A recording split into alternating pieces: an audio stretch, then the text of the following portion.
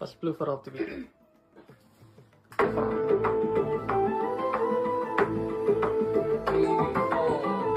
சங்கீதம் நான் பாட குரல் தந்த இயேசுவுக்கு ஸ்வரங்களே, தாளங்கள் முழங்கிட, தாளங்கள் முழங்கிட, ஜெதியோசை யோசை கேட்டிட, புகழ் மாலை மாலை இந்த தானே தாளங்கள் முழங்கி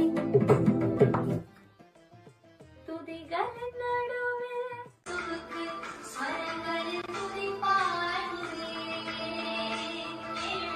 ஸ்வரங்களில் துதி பாடுவே.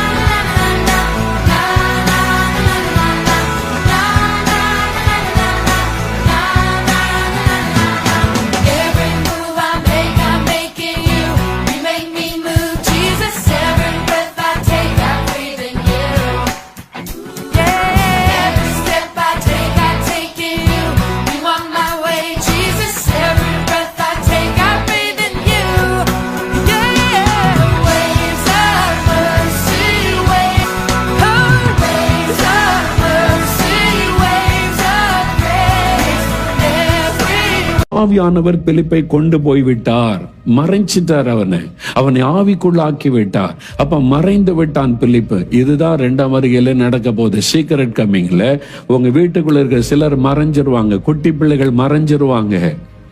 தெரியுமா உங்களுக்கு? நீங்க வருகைக்கு ஆயத்தமா இருந்தீங்கன்னு வைங்க, குட்டி பிள்ளைகள் நீங்க மறைஞ்சிருவீங்க இந்த உலகத்துல. ஆனா மத்தியாகத்துல இயேசுவோடு இருப்பீங்க, இயேசுவை பார்ப்பீங்க. உங்களுக்கு பெரிய சந்தோஷமா இருக்கும். தேவதூதர்களோட இயேசு வந்து நிற்பார், பரிசுத்தவான்களோட. உங்களுக்கு பெரிய மகிழ்ச்சியா இருக்கும். மறைஞ்சிருவாங்க கண்ணிமை நேரத்தில்.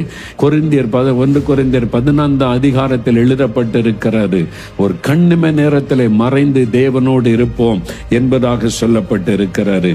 வருகைக்காக ஆயத்தப்படுத்துங்கப்பா. உங்க வருகையில நான் உம்மோடு வரணுமப்பா. உங்க வருகைக்காக ஆயத்தப்படுத்துங்கப்பா. உங்க வருகையில நான் உம்மோடு வரணுமப்பா.